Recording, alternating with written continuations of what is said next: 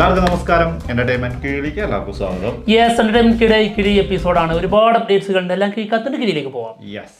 Okay, എന്താണ് മത്സരം? പറയൂ. OTT ആയിക്കോട്ടെ. ഓക്കെ, ഏറ്റവും കൂടുതൽ OTT കിട്ടുന്നവർ വിജയിക്കും. യെസ്. തുടങ്ങാം. ഓ, പിന്നെ കമൻസ് പോന്നോട്ടെ. കമൻസിൻ്റെ എണ്ണം വളരെ കുറവാണ്. നമ്മൾ ഒരുപാട് ചോദ്യങ്ങളൊന്നും നമുക്ക് ഇതിൽ ഉൾപ്പെടുത്താൻ പറ്റില്ലല്ലോ. ഒരൊറ്റ ചോദ്യം ഉൾപ്പെടുത്താൻ പറ്റും. ഒരുപാട് ചോദ്യങ്ങൾ ഇങ്ങനെ വരുമ്പോൾ ഞങ്ങൾ മറ്റൊരു Q&A ആയിട്ട് വരാം. അതല്ലാണ്ട് ഇതിനകത്ത് ഒന്നും ചെയ്യാൻ പറ്റൂല. അതുകൊണ്ടാ ചോദ്യങ്ങൾ വരട്ടെ, നമുക്ക് Q&A ചെയ്യാലോ. യെസ്, ഇടയ്ക്കിടയ്ക്ക് വരാം Q&A ആയിട്ട്. യെസ്. ഓക്കെ, അപ്പോൾ മത്സരം തുടങ്ങാം. ഹെഡ്. ഓക്കെ, എന്താ ഹെഡൊക്കെ എടുത്തിട്ട് അവിടെ തന്നെ ഇരിക്കണം? പോയി പണിയെടുക്കാൻ പോവാണ്. റെഡി? ആരും റെഡി? ഞാൻ റെഡിയാണ്. ഫസ്റ്റ് വൺ, ശക്തി തിരുമകൻ. തിരുമോനോ? അല്ല, തിരുമാൻ എന്ന് പറഞ്ഞാൽ ശക്തി കൂട്ടുന്ന്. തിരുമ്മി കഴിഞ്ഞാൽ ശക്തി വേണമെന്ന് തിരുമാന്. തുടക്കത്തിലെ ചളി കൊണ്ടാണല്ലോ തെറ്റിപ്പോയി. പിന്നെ നമുക്ക് അങ്ങനെയൊക്കെ അങ്ങോട്ട് വെച്ച് അടി വാരിത്ത് വെച്ച് ഒട്ടിച്ച് വൃത്തിയേടാക്കി പോകാന്നുള്ളതായിട്ടുള്ളൂ. ശക്തി തിരുമാൻ സിനിമയുടെ ഒഫീഷ്യൽ ടീസർ ഇന്ന് 5 മണിക്ക് വരും കേട്ടോ. നമ്മുടെ വിജയ് ആന്റണി നായകനാവുന്ന സിനിമയാണ്. വീണ്ടും തെറ്റിച്ചാ പറഞ്ഞത്. ശക്തി തിരുമകനാണ്, ശക്തി തിരുമാനാണ്. എല്ലാം പറഞ്ഞ് ക്ലിയർ ആക്കി കഴിഞ്ഞിട്ട് ശക്തി തിരുമാൻ വിജയ ശക്തി തിരുമകൻ. ഓ, അല്ല, ചില സിനിമാ ടീം നമ്മളോട് പറയാറുണ്ട്, നിങ്ങൾ ഇതിനെ കുറിച്ച് പറയുമ്പോൾ തെറ്റിക്കണം, തെറ്റിച്ച് കഴിഞ്ഞാലേ കൂടുതൽ ശ്രദ്ധിക്കപ്പെടുള്ളൂ. അങ്ങനെ പറഞ്ഞിട്ടുണ്ടായിരുന്നു. വിജയ് ആന്റണി പറഞ്ഞിട്ടുണ്ടായിരുന്നു. അടുത്തത് വാർ 2. ഓ, സിനിമയുടെ ഷൂട്ട് നടന്നുകൊണ്ടിരിക്കുകയാണ്. ഷൂട്ട് നടക്കുന്നത് ഡാൻസ് ആണ്. അതായത് NTRഉം ഹൃതിക് റോഷനും രണ്ടുപേരും ഒരുമിച്ചുള്ള ഒരു ഡാൻസ്. എന്നാൽ ഡാൻസിന്റെ ഇടയ്ക്ക് ഹൃതിക് റോഷന് ഒരു പരിക്ക് പറ്റിയിട്ടുണ്ട്. ലെഗ് ഇഞ്ചുറി ആണ്. അതുകൊണ്ട് തന്നെ ഷൂട്ട് കുറച്ച് നാളത്തേക്ക് മാറ്റി വെക്കുന്നുണ്ട്. മെയ്യിലായിരിക്കും ഇനി ഷൂട്ട് തുടങ്ങാൻ. ഓക്കെ, NTRന്റെ കൂടെ ആര് ഡാൻസ് കളിക്കുന്ന അവരൊക്കെ വീണു പോകും. അതാണ് പ്രത്യേകത. നമ്മുടെ രാംചരൺ വീണു. ഒരുപാട് ബ്രിട്ടീഷുകാർ മൊത്തം ബ്രിട്ടീഷുകാരൊക്കെ മടുത്തിട്ടുണ്ട്. അതെ, എന്നിട്ട് അവസാനം ജയിക്കും അല്ലേ?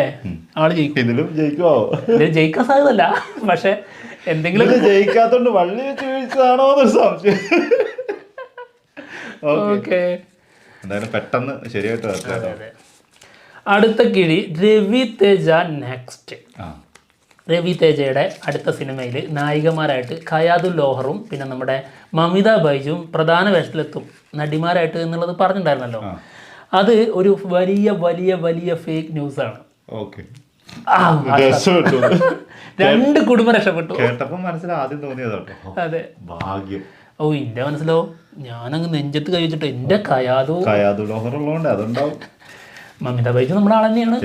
എന്തായാലും രണ്ടുപേരും രക്ഷപ്പെട്ടു. ഇത് എനിക്ക് തോന്നുന്നതെന്നറിയോ, അതായത് രവി തേജ് ഇപ്പോൾ ലേറ്റസ്റ്റ് ആയിട്ടുള്ള സിനിമകളിൽ മൊത്തം ഇങ്ങനെയുള്ള നടിമാരെ കൊണ്ടുവന്ന് ഫീൽഡ് ഔട്ടാക്കി വിടും. അപ്പോൾ അതുകൊണ്ട് ഇപ്പൊ ഹിറ്റായി നിൽക്കുന്ന 2 പേരാണ് ഖയാദും പിന്നെ നമ്മുടെ മമിത ബൈജും. അപ്പൊ അവരെ വെച്ച് ഒരുമിച്ച് 2 പേരും ഒരുമിച്ച് ഒരൊറ്റ സിനിമ ചെയ്യുന്നു. മറ്റൊരു സൈഡിൽ നിന്ന് നോക്കിയാൽ വേറൊരു സാധനം കൂടി ഉണ്ട്. അത് സർക്കാസ്റ്റിക് ആയിട്ട് വന്നാന്ന് തോന്നുന്നു. രവിതേജ് ഇങ്ങനെ നോക്കി നിൽക്കുകയാണ് ഒരു മൂലക്ക്. ആരാണ് സൂപ്പറായിട്ട് അവരെ അപ്പ വിളിക്കും. സിനിമ ഒറ്റ ദിവസം ആ സിനിമ തിയേറ്ററിൽ കളിക്കും. പിന്നെ നായികയില്ല, ആരുമില്ല, ആ സിനിമയില്ല. സിനിമ എങ്ങനെയാ 10-40 ദിവസം എടുത്ത് ഷൂട്ട് ചെയ്ത സിനിമ ഒരു ദിവസം കൊണ്ട് മറ്റേ മിറാക്കിൾ ബ്യൂട്ടി എന്നൊക്കെ പറയുമ്പോൾ പച്ചടിക്കാൻ പോകും. പിന്നെ കാണത്തില്ല സാധനം എവിടെയാണോ. എന്തല്ലേ വല്ലാത്തൊരു കഴിവുള്ള മനുഷ്യനാട്ടോ. അല്ല, എന്തായിരുന്നു ആദ്യം ആ കിക്കും പിന്നെ ആ ചിരത്തയുടെ തെലുങ്കൊക്കെ ഏതൊരു സാധനമായിരുന്നത്. അത് അതിലാണ് ആളൊരു പേരക്കേട് വന്നിട്ട്. പിന്നെ നോക്കുമ്പോ എന്താണ് സ്ക്രിപ്റ്റ് സെലക്ഷൻ തന്നെ കോമഡി സാധനം. ഇയാള് പോയിട്ട് കോളേജും കുട്ടിയൊക്കെ ആയിട്ട് അഭിനയിച്ച എങ്ങനെ ഉണ്ടാവും? അത് മാത്രല്ല, ഏത് നടിമാരുടെ കൂടെയും ലവ് ട്രാക്ക് മാത്രം. അത് 18-19 വയസ്സുള്ള നടീൻ്റെ കൂടെ ഇയാള് ആ പെൺകുട്ടി കോളേജിലായിരിക്കും, ഇയാള് കോളേജിലേക്ക് വരും. അങ്ങനത്തെ സാധനമൊക്കെയാണ്. എന്തൊരവസ്ഥയാണ് ആലോചിച്ച്. അടുത്തത് കാട്ടാളൻ. ക്യൂബ്സ് എന്റർടൈൻമെന്റ്സിന്റെ 2ാമത്തെ സിനിമ പ്രൊഡക്ഷൻ. യെസ്, അതായത് മാർക്കോയ്ക്ക് ശേഷം വരുന്ന സിനിമയാണ്. അതുകൊണ്ട് തന്നെ ഷെരീഫ് മുഹമ്മദ് കുറച്ച് കാര്യങ്ങൾ പറഞ്ഞിട്ടുണ്ടായിരുന്നു. വയലൻസ്, അതായത് ബ്രൂട്ടൽ ആയിട്ടുള്ള വയലൻസ് ഒഴിവാക്കും എന്നുള്ളത്. അതായത് കാട്ടാളൻ സിനിമയിൽ കഴിഞ്ഞ ദിവസം പോൾ ജോർജ്, അതായത് കാട്ടാളൻ സിനിമേൻ്റെ ഡയറക്ടർ വന്നിട്ട് പറഞ്ഞിട്ടുണ്ട് വയലൻസ് മൊത്തമായിട്ട് ഒഴിവാക്കാൻ പറ്റില്ല, പക്ഷെ ബ്രൂട്ടലായിട്ടുള്ള സംഭവങ്ങളൊക്കെ ഒഴിവാക്കും. ഈ ഒരു കഥ അങ്ങനത്തെ രീതിയിലുള്ളതാണ്. ഫോറസ്റ്റിനോട് ചേർന്ന് നിൽക്കുന്ന ഒരു വിഭാഗം ടീം അങ്ങനത്തെ ആൾക്കാരുടെയാണ്. അപ്പോൾ അതുകൊണ്ട് ബ്രൂട്ടലായിട്ടുള്ള സംഭവങ്ങൾ ഒഴിവാക്കും, മൊത്തത്തിൽ വയലൻസ് ഒഴിവാക്കാൻ പറ്റില്ല എന്നുള്ളത്. അത് അങ്ങനെയുള്ളൊരു കഥയാണ്, അതുകൊണ്ട് തന്നെ അത് മാറ്റി നിർത്താൻ പറ്റില്ല.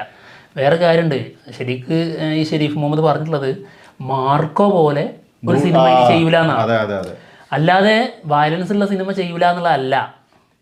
വയലൻസ് എന്ന് പറഞ്ഞപ്പോ സെൻസറിങ് സർട്ടിഫിക്കറ്റ് കിട്ടരുതെന്നല്ലേ ഉള്ളൂ, അത്രേ ഉള്ളൂ.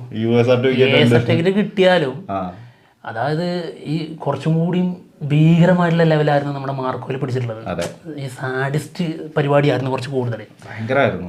അപ്പോൾ ആ ഒരു രീതിയിലുള്ള പരിപാടി ഉണ്ടാവില്ല എന്നുള്ളതേ ഉള്ളൂ. അല്ലാതെ വയലൻസ് മൊത്തത്തിൽ ഞാൻ മാറ്റി നിർത്തി ഞാൻ നിർഗുണനായിട്ടുള്ള അല്ലെങ്കിൽ ഫുൾ ഫീൽ ഗുഡ് സിനിമ മാത്രമേ ചെയ്യുള്ളൂ എന്നുള്ളതൊന്നല്ല.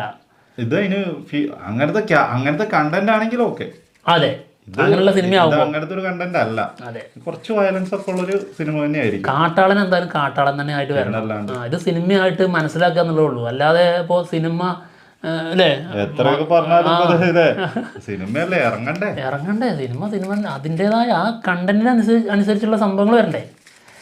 ഓക്കെ, നമ്മൾ പറയും അത്രയും ബ്രൂട്ടലായിട്ടുള്ള സാധനങ്ങളൊക്കെ ഒഴിവാക്കുക. അല്ല ഈ വയലൻസ് ഇപ്പോൾ ഏതാണ് സിനിമ, അത് വിടാമുയർച്ച സിനിമ അല്ലേ, അത് കണ്ടപ്പോൾ നമുക്ക് സാറ്റിസ്ഫാക്ഷൻ കിട്ടാത്തൊരു പ്രശ്നം ഉണ്ടായിരുന്നു. അതെന്താ, അതിൽ ലാസ്റ്റിലേക്ക് എത്തുമ്പോൾ ശരിക്കും നമ്മൾ വയലൻസ് ആഗ്രഹിച്ചിട്ടുണ്ടായിരുന്നു, ഈ വില്ലന്മാരെയൊക്കെ ഇല്ലാതാക്കി കൊല്ലുന്നത്. പക്ഷെ അത് കിട്ടാതെ പോയപ്പോൾ കിട്ടിയ ഒരു നിരാശ ഉണ്ടല്ലോ, അത് എപ്പോഴും ബാധിക്കുകയും. അപ്പം അങ്ങനെയുള്ള സിനിമകളിൽ വയലൻസ് വേണം. പക്ഷെ എന്തെന്ന് വെച്ചാൽ ഇതെന്താണെന്നറിയോ, നമ്മളിപ്പോൾ അങ്ങനത്തെ ഒരു അതാണ് ഇതിൻ്റെ സിനിമേന്റെ ഒരു പ്രശ്നം എന്ന് പറയുന്നത്. ഇപ്പൊ നമ്മള് കില്ല് കണ്ടു, അങ്ങനെ ഇപ്പൊ മാർക്ക് കണ്ടു, അതിനുശേഷമാണ് നമ്മൾ വിടാമുയർച്ച കാണുന്നത്. അപ്പം അതിനകത്തൊക്കെ അത്രയും ക്രൂവലായിട്ട് ചെയ്യുന്ന ആൾക്കാരോട് ചെയ്തിട്ടുള്ള മറുപടി അല്ല വിടാമുയർച്ചയിൽ വരുമ്പോൾ കൊടുക്കുന്നത്. അപ്പൊ നമ്മൾ ഇത് കണ്ട് ഇതായതുകൊണ്ട് തന്നെയാണ് നമുക്ക് അങ്ങനത്തെ സാധനം. ഇതൊന്നും കണ്ടിട്ടില്ലെങ്കിൽ ഓക്കെ ആയിരിക്കും ചിലപ്പോൾ. ഇല്ല, അത് വിടാമുയർച്ചയിൽ നമുക്ക് സാറ്റിസ്ഫാക്ഷന്റെ കുറവുണ്ടാവുന്നുള്ളൂ, അതിന്റെ അത്ര ഇല്ലല്ലോ എന്നുള്ളൊരു തോന്നലൊന്നും നമുക്ക് വരില്ല. മനസ്സിലായോ? അതായത് നമുക്ക് തോന്നിയത് വിടാമുയർച്ച സിനിമയിൽ വില്ലന്മാരെ ആൾക്കൊരു പ്രതികാരം ചെയ്തിട്ട് ഇന്നത് ചെയ്യണമെന്ന് തോന്നുമല്ലോ, അതും കിട്ടാതെ നന്മ കളിച്ച് അവർക്ക് എന്തെങ്കിലും പറ്റുന്നതിൽ വേദനിക്കുന്നൊരു നായകൻ, അതൊരു സുഖം കിട്ടിയില്ല നമുക്ക്. ചില നായകന്മാരുണ്ട്, പക്ഷെ അതാ പറഞ്ഞത്. അപ്പൊ ആ ഒരു സംഭവം മാറ്റി വെച്ചപ്പോൾ അത് ശരിക്കും സിനിമയെ ബാധിച്ചില്ലേ. കാട്ടാളൻ എന്ന് പറഞ്ഞ സിനിമ എന്തായാലും ആ ലെവലിൽ വരുന്ന സിനിമയിലേക്ക് ഈ വയലൻസ് മൊത്തത്തിൽ അങ്ങ് ഒഴിവാക്കി കഴിഞ്ഞാൽ ഭയങ്കരമായിട്ട് ബോറായിരിക്കും. അല്ല, അതിനകത്ത് ഇവര് പറയുന്നത് ഇത്രേ ഉള്ളൂ, അത് ഈ ഇടിച്ച് ഇഞ്ചപ്പരുവാക്കുന്ന അങ്ങനത്തെ സാധനങ്ങളൊക്കെ ഇല്ലേ, അതൊക്കെയാണ് ബ്രൂട്ടലായിട്ടുള്ളത്. ആ സാധനങ്ങളൊക്കെ ഒഴിവാക്കുന്നുള്ളൂ. അല്ലാണ്ട് കൊല്ലും അങ്ങനത്തെ സാധനങ്ങളുള്ള സിനിമയിൽ അത് എന്തായാലും ഉണ്ടാവും, അത് മസ്റ്റായിട്ട് വേണം. പിന്നെ തീർച്ചയായിട്ടും ഉണ്ടാവും. എന്തായാലും ഞാൻ കിഴിയെടുത്തിട്ടുണ്ടായിരുന്നു ഡ്രാഗൺ. അതിന്റെ ഇടയിലൂടെ അതൊക്കെ നടന്നു. ഇവിടെ വൻ ചർച്ച ചെയ്യുന്നുണ്ട്. ഡ്രാഗൺ സിനിമ OTT വരുന്നുണ്ട്. വരുന്നുണ്ട്. അതിനിപ്പോ എന്താ, എനിക്ക് ഡേറ്റ് ഓർമ്മല്ല. അങ്ങനെ പറ, OTT കിട്ടുന്ന പോലെ ജയിക്കുള്ളൂ എന്നുള്ള അഹങ്കാരത്തോടെ ചോദിച്ചാണോന്ന് ഞാൻ വിചാരിച്ചു. അതല്ല, മാർച്ച് 21 മാർച്ച് 21 സംഭവം ഞാനത് വായിച്ചും വെച്ചു, പിന്നെ മനസ്സിലേക്ക് ഇത് വരുന്നില്ല. കുറെ നേരം ചർച്ച മുന്നോട്ട് പോയില്ലേ. മാർച്ച് 21 നെറ്റ്ഫ്ലിക്സിലാണ് വരുന്നത്. എന്തായാലും ഇതിന്റെ HD പ്രിന്റ് ആൾറെഡി ഇത് ലീക്കായിട്ടുണ്ടായിരുന്നു. ഇനിയിപ്പോ ഒരുപാട് നീട്ടി വെക്കാതിരിക്കുന്നേ നല്ലത് അല്ലേ. അടുത്ത് നോക്കാം, കണ്ണപ്പ സിനിമയെ കുറിച്ച്, അതുപോലെ ലാലേട്ടന്റെ എൻട്രിയെ കുറിച്ച് സ്റ്റീഫൻ ദേവസി പറഞ്ഞൊരു കാര്യമുണ്ട്. ലാലേട്ടന്റെ എൻട്രിയിൽ തിയേറ്റർ കുലുങ്ങും എന്നാണ് പറഞ്ഞേക്കുന്നത്. ഒരു ഡയലോഗ് പറഞ്ഞ് ഈ കുലുങ്ങും എന്ന് പറഞ്ഞ ആളെ കാണാൻ പോലുമില്ല, പാവം. ഏത് റേഞ്ചിൽ വന്ന മനുഷ്യനാണെന്നറിയോ. ഇതിനകത്ത് എന്താന്ന് വെച്ചിട്ടുണ്ടെങ്കിൽ ഇവര് പറയുന്ന സംഭവം ഇങ്ങനെയാണ്, കുറേ എന്താ പറയാ ചെണ്ടയും അങ്ങനെ എല്ലാം കൂടി യൂസ് ചെയ്തിട്ടുള്ളൊരു BGM ആണ് ലാലേട്ടന്റെ എൻട്രിയിൽ കൊടുക്കുന്നതെന്നാണ് പറഞ്ഞിട്ടുള്ളത്. അതെ, പക്ഷെ പറഞ്ഞത് ഇതാണ്, അതായത് ലാലേട്ടന്റെ എൻട്രിയിൽ കണ്ണപ്പ സിനിമയുടെ തിയേറ്റർ കുലുങ്ങുന്നു. പിന്നെ അത് വേറെ കാര്യങ്ങളുണ്ടായി, ഇറങ്ങുന്ന BGMന്റെ ഈ വൈബും ഇതിന്റെ അടിയൊക്കെ വെച്ച് കുലുങ്ങുന്നതാണ് ഉദ്ദേശിച്ചത്. അല്ലാണ്ട് അവിടെയുള്ള പെർഫോമൻസ് വൈസിൽ കുലുങ്ങും എന്നുള്ളതല്ല കേട്ടോ. അത് എങ്ങനെയാണെന്നുള്ളത് സിനിമ കണ്ടു കഴിയുമ്പോൾ നമുക്ക് അറിയാൻ പറ്റുള്ളൂ. ഇനി മൂപ്പര് സിനിമ കണ്ടിട്ടുണ്ടാവാം, മേ ബി. എന്തായാലും സീൻ എന്തായാലും കാണുമല്ലോ, അതാ ഞാൻ ചോദിച്ചത്. ഓക്കെ, എന്തായാലും നോക്കാം. കുലുങ്ങാണെങ്കിൽ കുലുങ്ങട്ടെ. കഴിഞ്ഞ പ്രാവശ്യം ഒന്ന് കുലുങ്ങാൻ പോയിട്ട് നമ്മൾ തന്നെ ഇരുന്ന് കുലുങ്ങേണ്ടി വന്നു. നമ്മളെന്തായാലും ഇതില് കുലുക്കാൻ പ്രതീക്ഷിക്കുന്നില്ല, ഉള്ള കാര്യം പറയാം, ഓപ്പണായിട്ട് പറയാം അല്ലേ. കണ്ണപ്പ ഒരു ഡാമേജ് ഉണ്ടാക്കാതെ, ഏത് ലാലേട്ടന്റെ ഇനിയൊന്ന് ഏറെ പോകാൻ വയ്യാത്തതുകൊണ്ടാണ്, ലാലേട്ടന്റെ ദേഹത്ത് പിടിക്കാതെ അങ്ങ് സൈഡിലൂടെ രക്ഷപ്പെട്ടു പോയാൽ മതി എന്നുള്ളതാണ് എനിക്ക് തോന്നുന്നു. ലാലേട്ടനിലേക്ക് അത്രയും വരില്ല, ശിവകുമാറൊക്കെ ഉണ്ടല്ലോ അവിടെ. ബുക്ക് വാങ്ങാൻ ആൾക്കാർ കുറേ ഉണ്ട്. വേറെ ആൾക്കാരുള്ളതുകൊണ്ട് ചെറിയൊരു ആശ്വാസം ഉണ്ടോ. പോസിറ്റീവ് എന്തായാലും പ്രഭാസം കൊണ്ടുവരും. പോസിറ്റീവ് കൊണ്ടുപോവാണെങ്കിൽ പ്രഭാസനായിരിക്കും. ഇനി ലാലേട്ടന്റെ ക്യാരക്ടർ ലാലേട്ടന്റെ കയ്യിൽ നിന്ന് എടുത്ത് ചെയ്തിട്ടുണ്ടെങ്കിൽ അതും ഉണ്ടാവും പോസിറ്റീവ്. നമ്മൾ ഈ കണ്ട പോസ്റ്റർ വെച്ചിട്ടൊന്നും അല്ല കേട്ടോ, അല്ലാതെ എന്തെങ്കിലും. ഓക്കെ, അടുത്ത കിഴി മാ സിനിമയുടെ ഫസ്റ്റ് ലുക്ക് പോസ്റ്റർ വന്നിട്ടുണ്ട്. ഞാൻ വിചാരിച്ചു തെറി വിളിക്കാൻ വരുമോ. കാജോളാണ് നായികയായിട്ട് വരുന്നത്. ഇതാ മിത്തോളജിക്കൽ ഹൊറർ മൂവിയാണ് കേട്ടോ. വിശാൽ ഫ്യൂരിയാണ് സിനിമ ഡയറക്റ്റ് ചെയ്യുന്നത് കേട്ടോ. എന്താണെങ്കിലും ജൂൺ 27 സിനിമ തിയേറ്ററുകളിലെത്തും. ഓക്കെ ഓക്കെ, ഗംഭീരമാട്ടെ. കളങ്കാവൽ സിനിമയുടെ ഡബിങ് പുരോഗമിച്ചുകൊണ്ടിരിക്കുന്നുണ്ട്. ഒരു പോസ്റ്റർ പുറത്തു വന്നിട്ടുണ്ട്, ഫോട്ടോ പുറത്തു വന്നിട്ടുണ്ട്. കുറച്ച് പെട്ടെന്ന് പോയിക്കോട്ടോ, കിഴി എടുത്തിട്ട്. ഓൾറെഡി ഇപ്പൊ തന്നെ ഒരു 10 മിനിറ്റ് ഒക്കെ ആയിട്ടുണ്ടാവും. വൻ ചർച്ചകളാണല്ലോ, ചർച്ച ഒരുപാട് നടക്കുമോ. ഓക്കെ, അടുത്ത കിഴി ജനനായകൻ. ദളപതി വിജയ് നായകനാവുന്ന സിനിമയാണ്, ആളുടെ കരിയറിലെ ലാസ്റ്റ് ഡാൻസ്. ഓക്കെ, ഇതിൽ കാമിയോട്ട് 3 ഡയറക്ടേഴ്സ് വരുന്നുണ്ട്. അറ്റ്ലി, ലോകേഷ് കനകരാജ്, നെൽസൺ. 3 പേരും വരണം. എന്നിട്ട് വേണം ചർച്ച ചെയ്യാൻ. അതായത് നമുക്ക് ലിയോ 2 ചെയ്യണ്ടേ എന്ന് ലോകേഷ് ചോദിക്കുന്നു, ബീസ്റ്റ് ചെയ്യണ്ടേ എന്ന് ചോദിക്കൂല. ബീസ്റ്റ് പകരം നമുക്ക് വേറെ ഏതെങ്കിലും സിനിമ ചെയ്യട്ടെ എന്ന് ആര് ചോദിക്കുന്നു, നെൽസൺ. പിന്നെ നമ്മുടെ അറ്റ്ലി ചോദിക്കുന്നു തെറി പോലെ ഒരു സിനിമ വേണ്ടേന്ന്. തെറി പോലെ വേണ്ടെന്ന് പറയും. തെറി പോലെ ആയിക്കോട്ടെ, ബിഗില് പോലെ വേണ്ടെന്ന് പറയും. രായപ്പനോ ഒരു രക്ഷയില്ല. അതെ, എമ്പുരാൻ സിനിമേന്റെ FTFS 5 മണിക്ക്, അതായത് 5 AM ആയിരിക്കുമെന്നാണ് ഇപ്പൊ കേൾക്കുന്ന ന്യൂസുകളൊക്കെ കേട്ടോ. പല പ്രശ്നങ്ങളും നടക്കുന്നുണ്ട്, റിലീസിന്റെ വിഷയങ്ങൾ നടക്കുന്നുണ്ട്, എന്താണെന്നുള്ളത് അറിയില്ല. എന്തായാലും ഇപ്പം വരുന്ന ഗ്രൂപ്പുകളിലൊക്കെ വരുന്ന ഇതാണ് 5 മണിക്കാണ് റിലീസ്. നോക്കാം 5 മണിക്ക് പോരട്ടോ, നമുക്ക് നോക്കാം.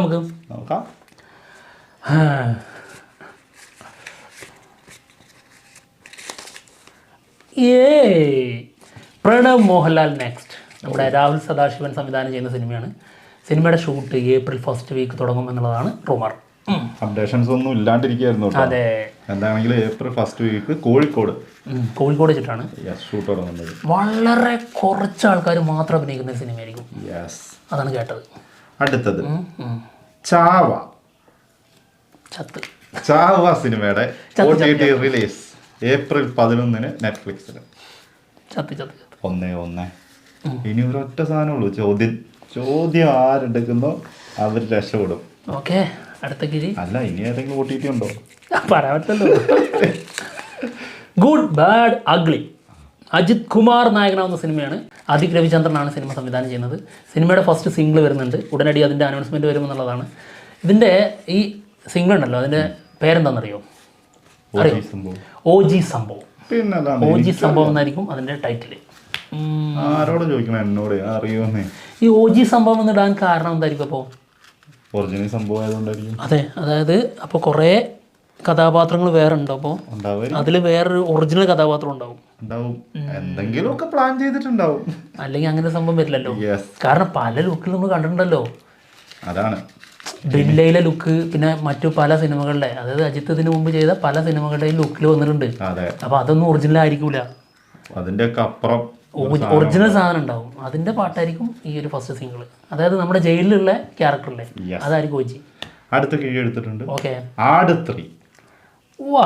ആട് 3 സിനിമയെ കുറിച്ച് നമ്മുടെ സൈജു കുറുപ്പ് പറഞ്ഞ 1-2 കാര്യങ്ങളാണ്. സിനിമയുടെ ഷൂട്ട് ഏപ്രിൽ തുടങ്ങും. 4 മാസത്തെ ലോങ് ഷൂട്ടായിരിക്കും.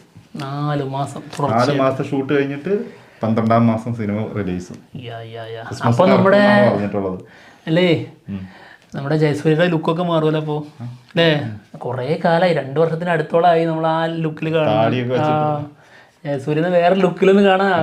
മറ്റത് കംപ്ലീറ്റ് ആയത് ഭാഗ്യം. അത് കംപ്ലീറ്റ് ആയി. അതിന്റെ ഡബിങ് നടന്നുകൊണ്ടിരിക്കുകയാണ് ഇപ്പോൾ. ഏത് കത്തനാറിന്റെ അതൊരു വരവുണ്ട്.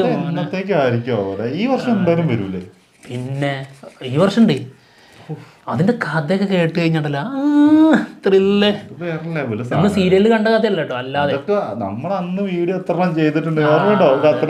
അതിന്റെ കഥ പറഞ്ഞിട്ടുണ്ടായിരുന്നു. അതിനകത്ത് ഏകദേശം ഒരു ഇത്, അതായത് സീരിയലിൽ കണ്ട സാധനം അല്ല എന്നുള്ളത് നമ്മൾ പറഞ്ഞു. അതായത് ഈ ചെറുപ്പത്തിലെ കാട്ടിലേക്ക് പോയി അവിടെ അകപ്പെടുന്നതും ആള് ഈ മന്ത്രവാദം പഠിക്കുന്നതും അതിനുശേഷം സംഭവിച്ചത് അതൊന്നും പറഞ്ഞിട്ടില്ലല്ലോ. അങ്ങനത്തെ ഡീറ്റെയിൽ ആയിട്ട് നമ്മൾ പറഞ്ഞിട്ടില്ല. ഓക്കെ, ഇപ്പൊ എന്തിനാ ഡീറ്റെയിൽ ആയിട്ട് കിട്ടിയില്ല? ഇല്ലല്ല, അത് കുറച്ചും കൂടി കൂടുതൽ പറയാനുണ്ട്. എന്ത് ഇപ്പൊ തന്നെ ഏകദേശം കിട്ടി, ഇനി എന്ത് കൂടുതൽ പറയാനാ? അത് ഇതിന്റെ ഗ്ലിംസ് ഉണ്ടായിരുന്നില്ലേ, അതുണ്ടല്ലോ ആ ഒരു വേരുകളൊക്കെ ഇങ്ങനെ വരുന്ന ആ ഒരു പള്ളി, അതിനൊക്കെ ഭയങ്കര പ്രത്യേകത ഉണ്ട് കേട്ടോ. രസമാണ്, വരട്ടെ എന്തായാലും. വേറെ ലെവലായിരിക്കും. ഓക്കെ അളിയാ, ഈ കിഴിയിൽ എന്താണെന്നറിയോ? എന്താണ് ചോദ്യമാണ്. അപ്പൊ അങ്ങോട്ടുള്ളത് ഓക്കെ, ലാസ്റ്റ് കിഴിയാണ്, അതുകൊണ്ട് അത് ഓക്കെ എന്ന് പറഞ്ഞു. ഞാൻ ഇന്ന് ചോദ്യം ഇല്ലാന്ന് വിചാരിച്ചോണ്ടിരിക്കുകയായിരുന്നു. അഭിനവാണ് ഈ ചോദ്യം ചോദിച്ചിരിക്കുന്ന ചോദ്യം എന്താണെന്ന് വെച്ച് കഴിഞ്ഞാൽ നിങ്ങൾക്ക് ഇഷ്ടപ്പെട്ട ഇംഗ്ലീഷ് മൂവി ഏതാണ് എന്നുള്ളതാണ്. ഓക്കെ, അതൊരു വലിയ ചോദ്യമാണ്. ആദ്യം അതിലെ പ്രശ്നം എന്താണെന്നറിയോ, നമ്മൾ കണ്ടിരിക്കുന്നതൊക്കെ നമുക്ക് ഇഷ്ടപ്പെട്ട് നമ്മൾ പറയാൻ പോകുന്ന സിനിമകളൊക്കെ ഇംഗ്ലീഷ് മൂവി ആണോ നമുക്ക് അറിഞ്ഞുകൂടാ. അതൊരു സത്യം കേട്ടോ. പക്ഷേ ഇംഗ്ലീഷ് ടൈറ്റിലാണ് ഞങ്ങൾ കണ്ടിട്ടുള്ളത്. അല്ല, എൻ്റെ ഏറ്റവും ഫേവറേറ്റ് പെർഫ്യൂമാണ് ട്രോയ്. ട്രോയും ഭയങ്കര ഫേവറേറ്റ് ആണ്. ട്രോയ്, പിന്നെ അങ്ങോട്ട് ഗ്ലാഡിയേറ്റർ, ഒരു സൈഡിലോട്ടൊക്കെ പോകും. ട്രോയ്, ഗ്ലാഡിയേറ്റർ, പെർഫ്യൂം, പിന്നെ ലാസ്റ്റ് സാമ്രായി, കമാൻഡോ, ടെർമിനേറ്റർ, പിന്നെ അങ്ങോട്ട് ഒരു സൈഡിലേക്ക് റാംബോ സീരീസ് ഫുള്ള്. ഇതൊക്കെ അവന്റെ ഫേവറേറ്റുകളാണ്, കണ്ടിട്ടുള്ള സാധനങ്ങളാട്ടോ. എൻ്റെ ഏറ്റവും favourite perfume, the elm street, അതായത് നൈറ്റ് മെയർ എൽം സ്ട്രീറ്റ്. പിന്നെ ഇതൊക്കെ എന്നെ സ്വാധീനിച്ചതുകൊണ്ടാട്ടോ ഇത് എൻ്റെ സ്പെഷ്യൽ ആവുന്നത്. പിന്നെ ഏതാ, ട്രോയ് ഭയങ്കര ഇഷ്ടമാണ്, ദ ലാസ്റ്റ് സാമ്രായി ഭയങ്കര ഇഷ്ടമാണ്. ഇനി ഇഷ്ടമുള്ളത് നോക്കുകയാണെങ്കിൽ ഈ അടുത്ത് വന്ന ഇംഗ്ലീഷ് സിനിമകളൊന്നും നമ്മള് അങ്ങനെ മറ്റേ എന്താ പറയാ, കുറെ സിനിമകൾക്കും ഞാൻ കാണാറില്ല. അല്ല, വളരെ റെയറാണ് ഇംഗ്ലീഷ് സിനിമകളൊക്കെ കൂടുതലായിട്ട് കാണുന്നത്, കുറച്ച് കുറവാണ്. പിന്നെയും കുറച്ചൊക്കെ ഈ ത്രില്ലർ മൂവീസ് ടെലിഗ്രാമിൽ വരുന്നതാണ്. ടൈം വരെയൊക്കെ ഇരുന്ന് കാണുമായിരുന്നു കേട്ടോ. ഇപ്പൊ അങ്ങനെ കാണാറൊന്നുമില്ല. അത് സ്പൈഡർമാനൊക്കെ അങ്ങനെ ഇരുന്ന് കണ്ടിട്ടുള്ള. ഒറ്റ എടുത്ത് പറഞ്ഞാൽ ഏതാ? ഒറ്റ എടുത്ത് പറഞ്ഞാൽ ട്രോയ് ആണ്. ട്രോയ് ഫേവറേറ്റ് ആണ്. പെർഫ്യൂമാണ് എൻ്റെ. അത് ഇപ്പൊ ഇട്ട് വന്നാലും പിന്നെ ഇരുന്ന് ഒരു സാധനം അടിച്ചുവിടാണ്ടിയായിരുന്നു. അത് അത്രയ്ക്ക് ഫേവറേറ്റ് ആയിട്ടുള്ളത്. മറക്കൂല. ഹെക്ടർ, അക്കീലിക്സ്, അവരൊക്കെ ക്യാരക്ടേഴ്സും ആ ഒരു ക്യാരക്ടേഴ്സിനെ കുറിച്ചുള്ള ഡീറ്റെയിലിംഗ് എന്തൊരു രസമാണ് ഇരുന്ന് കാണുന്നത്. പിന്നെ അതിന്റെ ഓരോ എന്താ പറയാ ഷോട്ടുകള്. ഈ ട്രോയില്ലേ, ട്രോയിന്റെ ഒരു സംഭവം, അതായത് നമ്മുടെ വടക്കൻ വീരഗാഥ അല്ലേ, വടക്കൻ വീരഗാഥ പോലെ, വടക്കൻ വീരഗാഥന്റെ ഒറിജിനൽ കഥയല്ലല്ലോ അത്, പാണന്മാര് പാടി നടന്നിരുന്ന കഥയല്ലല്ലോ വടക്കൻ വീരഗാഥ വന്നപ്പോ സംഭവിച്ചത്. അതുപോലെ തന്നെയാണ് ഈ അക്കീലിക്സിന്റെ കഥന്റെ സംഭവം. വ്യത്യാസമുണ്ട്, അറിയാം. അത് ഇത്രയും പ്രാവശ്യം എത്ര പ്രാവശ്യം കണ്ടിട്ടുള്ളതെന്ന് എനിക്ക് ഒരു ധാരണയില്ല. എന്താണെങ്കിലും ഇതൊക്കെയാണ് ഞങ്ങളുടെ ഫേവറേറ്റ്. അപ്പൊ എന്തായാലും കിഴി എപ്പിസോഡ് തീർന്നിരിക്കുകയാണ്. മറ്റുള്ള വിശേഷങ്ങളുമായിട്ട് ഉടനെ തന്നെ വരാം. ബൈ.